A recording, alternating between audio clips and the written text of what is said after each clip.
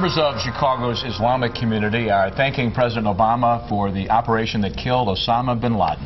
Yeah, Ahmed Rehab is the executive director of the Chicago chapter of the Council on American Islamic Relations. Good morning to you. Thanks so much for being here with us. Good morning. Thanks for having me. So, first of all, just your initial reaction to this news. You know, I think like all Americans, the American Muslim community was relieved. There's a sense of vindication. This has been a long time coming, so it was good news.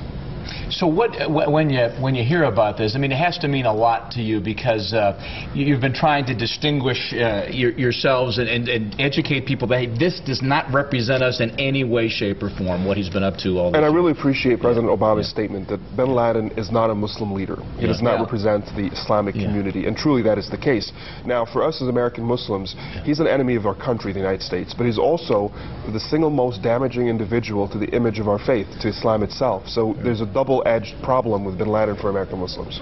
Do you have any concerns that you might see an uptick in like vandalism or even violence? I just saw a story out of Maine where a Muslim community center there was vandalized. People saying go home and Islam today, Islam tomorrow. I mean, do you feel like this will bring out feelings again where people who don't get it go out and do stupid things? Unfortunately, we see cases of that, especially every time there's negative coverage of a Muslim personality like bin Laden on the mainstream news. You see somebody reacting as if we're at war with Islam. But President Obama said it best. We're not at war with Islam, and I can tell you Islam is not at war with the United States. And so individuals like that, unfortunately, are caving into a campaign of misinformation, and it's my job to try to talk them out of that, to have a conversation about who we truly are as American Muslims.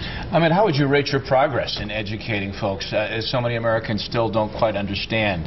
Do you feel like you're making some progress?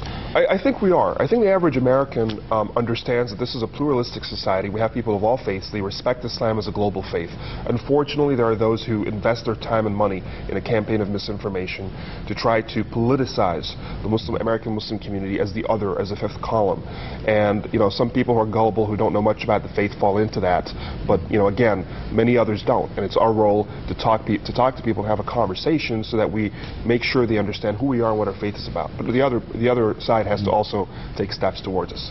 Sure. One of the things we've been talking about this morning in general is, should the U.S. release these photos of Osama bin Laden, of his corpse, of the dead Al-Qaeda leader? Do you have thoughts on that? Well, a lot of people are going to want evidence. I mean, the only thing that we have is the president's word, which for a lot of people may not be enough. People want to see evidence that bin Laden indeed was captured. Let's remember that President Bush assured us that there was evidence that there was, weapons of mass destruction in Iraq, only for him and the CIA to come back and say we made a mistake.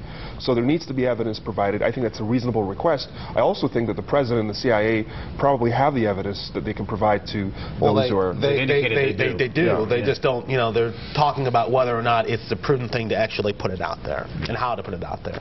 I think they should. Okay. Ahmed, thanks for coming in and good luck with your efforts. Thank you very much. Ahmed Rehab, we appreciate it. Right now.